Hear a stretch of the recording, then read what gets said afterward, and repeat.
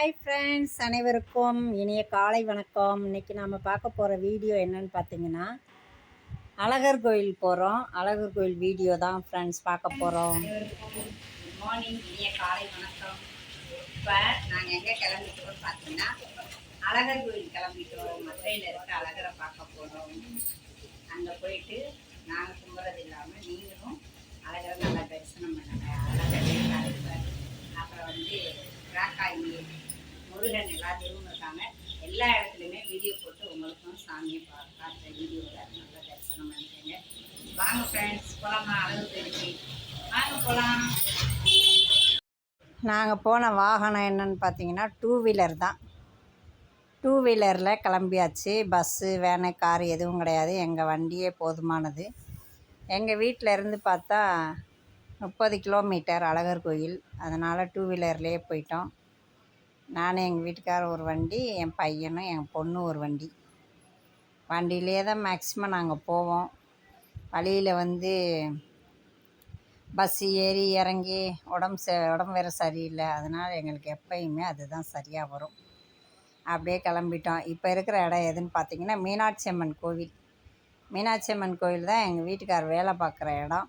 மீனாட்சி அம்மனே தரிசனம் பண்ணிக்கோங்க. அதனால தான் நான் இதையும் வீடியோ எடுத்தேன். இது எங்கள் வீட்டுக்காரர் வேலை பார்க்குற கடை. கிழக்கு குப்புறத்துக்கு ஏற்றாப்புல வேலை பார்க்குறாங்க. அதான் சொல்லுங்கள்.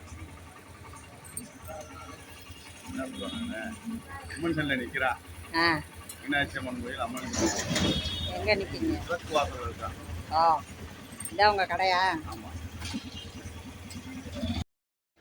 போகிற வழியில் காலை டிஃபனை முடிச்சிடலாம். மணி 7:30 மணியா 8 மணியா ஆச்சு.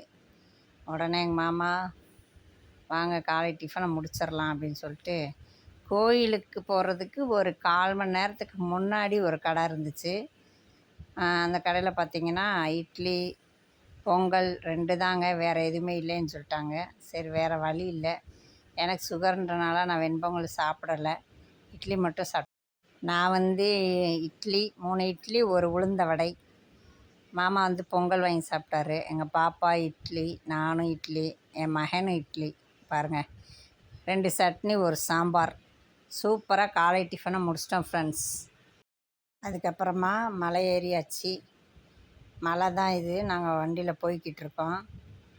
ஃபுல்லாக அதாவது மலையை குடஞ்சி தான் இந்த பாதையே போட்டிருப்பாங்க. கொஞ்சம் இல்லை, ரொம்பவே உயரமான மலை. ஆனால் நம்ம போகும்போது பார்த்திங்கன்னா ரோடு மாதிரியே தான் இருக்கும். அந்தந்த இடத்துல வந்து ரோடு பிரியும்.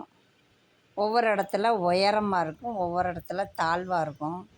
இந்த மாதிரி தான் இருக்கும் மலை. இதெல்லாம் நாங்கள் முந்தி காலத்தில் வந்து நடந்து தான் போயிருக்கோம் சின்ன வயசில்.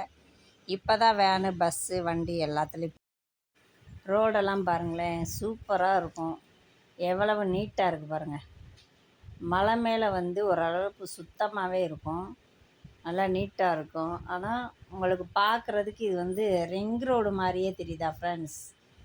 ஆமாம், அந்த மாதிரி தான் இருக்கும். ஆனால் இது வந்து மலைக்குள்ளே குடஞ்சி போகிற பாதை. ரோடை பாருங்கள் எவ்வளோ அருமையாக போட்டிருக்காங்கன்னு. நல்லாயிருக்கும்.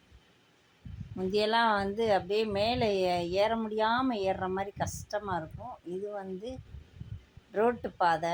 இது ரோட்டு பாதை கொஞ்சம் ஓரளவுக்கு நார்மலாக தான் இருக்கும் ஃப்ரெண்ட்ஸ். ரொம்ப மேடெல்லாம் இருக்காது.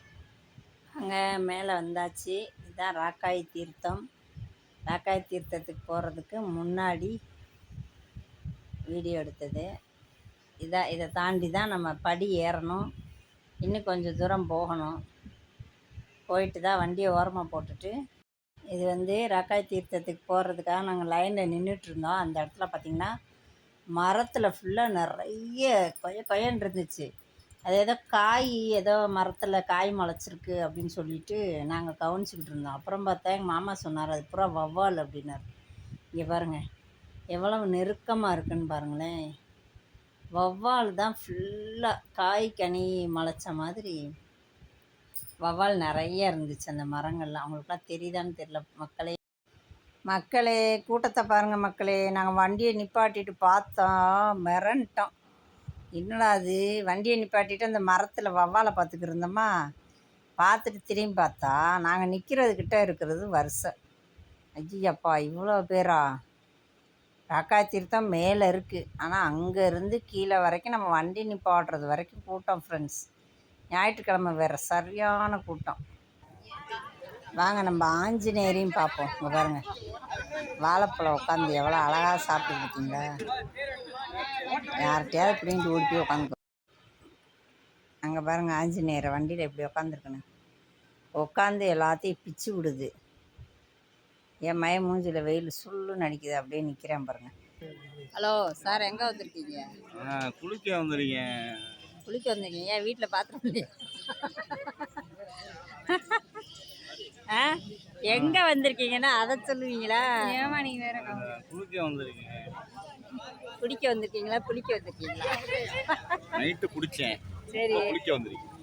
அப்படியா சார்? எந்த இடத்துக்கு வந்திருக்கீங்க? என்ன ஓவராக சொல்லுங்கள் சார். ஓவராக பில்டப் பண்ணாங்க. ராக்காய் தீர்த்தம், அழகு கோயிலுக்கு மேலே. அதில் என்ன விசேஷம்? தீர்த்தம் வேற என்ன விசேஷம்? அதான் விசேஷம். அதான் விசேஷமா?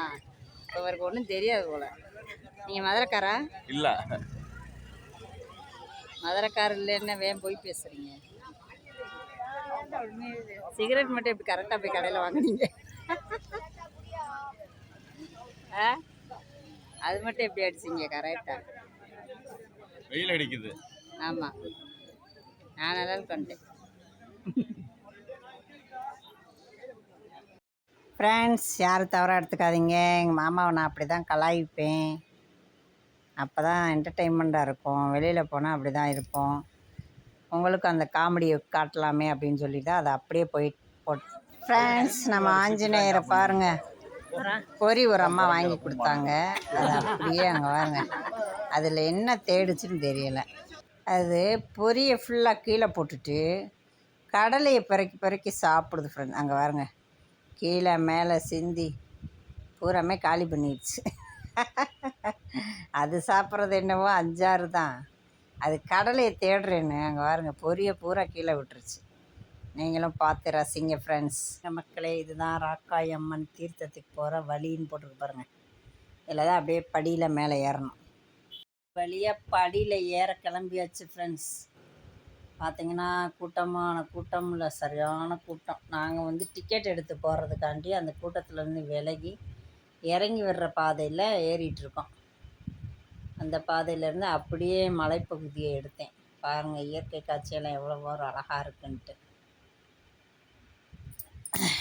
கண்டிப்பாக நீங்கள் எல்லோரும் ஒரு தடவை மதுரைக்கு அழகர் கோயில் போங்க ஃப்ரெண்ட்ஸ். கண்டிப்பாக மதுரை ஒரு தடவையாவது தீர்த்தம், ராக்காய் தீர்த்தம் ஆடி குளிச்சுட்டு அதுக்கப்புறமா நம்ம சாமியை கும்பிட்டுட்டு கீழே இறங்கி வருவோம். இந்த அனுபவம் நான் சொல்கிறதில்ல, முழுமையாக கிடைக்காது. நீங்கள் ஒரு தடவை கண்டிப்பாக வாங்க, செம ஜாலியாக இருக்கும். வந்துட்டு போங்க. தாப்பில் இருக்கிறது தான் ராக்காய் தீர்த்தம். ராக்காய் அம்மன் இருக்கிறது தான். அது கருவறையெல்லாம் இருட்டாக இருக்கும், அதனால தான் அங்கே வரேன். சாமி தெரியுதா? மக்கள் கூட்டம் நெரிசல்.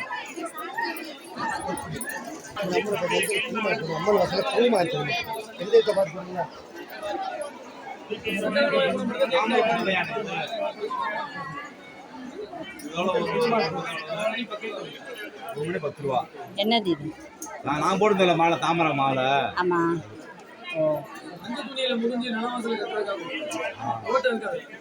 ஓட்ட இருக்காது. நிலவாசலை கட்டுறத வாங்க நிலவாசலை கட்டலாம்.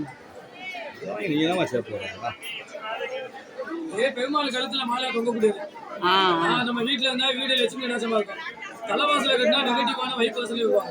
தெரிஞ்சுக்கங்க, தேவை இருந்தா வாங்கி வாங்கிட்டு போங்க. மூட்டு வலி முன்னாள் வலிக்கும் தைலம் வாங்கிட்டு போங்க. இந்த வாங்கலை கட்டி விடுவோம். அழகாக மலை மூலிகைலாம் வாங்கிட்டு போங்கம்மா.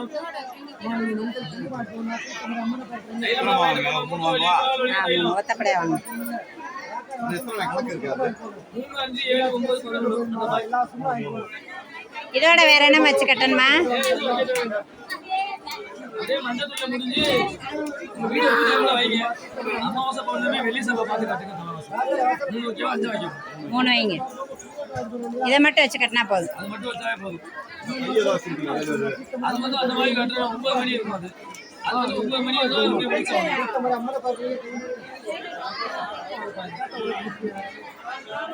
2 கையில் வாங்க. 50 நான் அது மட்டும்தான் ஃப்ரெண்ட்ஸ் வாங்கினேன். எனக்கு வந்து வீட்டில் கட்டுவோம் அப்படின்னு சொல்லிட்டு லட்சுமி கடாட்சமாக இருக்குன்னு சொன்னார். சரி, ஒன்று 10 ரூபான்னு சொல்லி தாமரை காய் அது வாங்கி நிலையில் கட்டினா நல்லதுன்னு சொன்னார். சரி ரைட்டுன்னு ஒரு 30 ரூபா செலவு. குளிச்சுட்டு கீழே வந்தோமா ஃப்ரெண்ட்ஸ், பசி எடுக்க ஆரம்பிச்சிருச்சு. உடனே என்ன பண்ணு, உப்புக்கடலை நிலக்கடலை அந்த கடையை பார்த்து நின்றுட்டேன். ஆளுக்கு ஒன்று வாங்குவோம்னா என் பிள்ளைகளாம் அது வேணாம் இது வேணான்றதுங்க. நிலக்கடலையெல்லாம் சாப்பிட்டா ரொம்ப நல்லதுன்னு சொல்லிட்டு அட போங்கடான்னு உப்புக்கடலை ஒன்றும் நிலக்கடலை ஒன்றும் 2 வாங்கினேன். வாங்கினதுக்கப்புறம் பார்த்தா பறந்துருச்சு எனக்கே.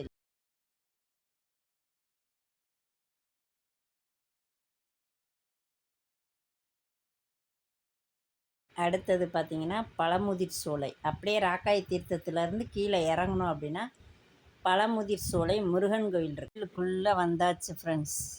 அப்படியே அது வந்து அண்டர் கிரவுண்டு மாதிரி தான் இருக்கும். மலை மேடு, கோயில் வந்து அண்டர் கிரவுண்டு மாதிரி கீழே இறங்கி போகிற மாதிரி இருக்கும். அதுக்குள்ளே போயாச்சு. எந்த சாமியுமே வீடியோ எடுக்கக்கூடாதுன்னு அங்கனங்கன்னா போட்டாங்க. வீடியோ கேமரா செல்லுலையா எடுக்கக்கூடாதுன்னு சொல்லவும் நான் வந்து அப்படியே கோயிலை மட்டும்தான் எடுத்தேன். சாமியெல்லாம் எடுக்க விடலை. இதான் உள்ள என்ட்ரன்ஸ். முருகனுக்கு ஏற்றாப்புல அப்படியே லைனை பாருங்கள். எங்கே போனோம், முருகனை தரிசனம் பண்ணிவிட்டு அப்படியே மலைக்கு கீழே இறங்க ஆரம்பித்தாச்சு. மலைக்கு கீழே இறங்க ஆரம்பிச்சிட்டோம். கீழே இறங்கும்போது பார்த்திங்கன்னா ரோடு, அதாவது நம்ம வண்டியை ஸ்டார்ட் பண்ணால் போதும் சல்லுன்னு அதுவே இறங்கிடும். இறங்கும்போது ரொம்ப சீக்கிரம் இறங்கிடுங்க. ரோடை பாருங்கள் எவ்வளோ அருமையாக இருக்குன்னு. இறங்கும்போது நல்லா சூப்பராக இருந்துச்சு. ரொம்ப ஓட்ட தேவையில்லை. ஆனால் என்ன பண்ணணும், மலையில் கீழே இறங்கும்போது கண்ட்ரோல் இருக்கணும். கண்டிப்பாக கண்ட்ரோல் இருக்கணும். ஏன்னா இறக்கம் அதுவாகவே நம்மளை இறக்கிரும். அப்படின்போது நம்ம கண்ட்ரோலில் இருக்கணும். ரொம்ப ஸ்ட்ரெயின் பண்ணி ஓட்ட தேவையில்லை. சாதாரணமாகவே அப்படியே இறங்கிடலாம். சூப்பராக இருந்துச்சா. இறங்கும்போதும் மலை பாருங்கள் எவ்வளோ அருமையாக இருக்குன்ட்டு. உண்மையிலே நல்லா இருந்துச்சுப்பா. சூப்பரான ஒரு லொக்கேஷன், மகிழ்ச்சியான இடம். நிம்மதியாக பார்த்துட்டு வந்தோம். பார்க்க ஆசையாக இருந்துச்சு. வேறு மலைப்பகுதி எப்படி பார்த்தீங்களா, பஸ் வருது. ஓகே ஃப்ரெண்ட்ஸ், நம்ம அடுத்த வீடியோவில் இதோட தொடர்ச்சியும் நம்ம பார்க்கலாம். இன்னும் இருக்குது, நான் வீடியோ போடுறேன் ஃப்ரெண்ட்ஸ்.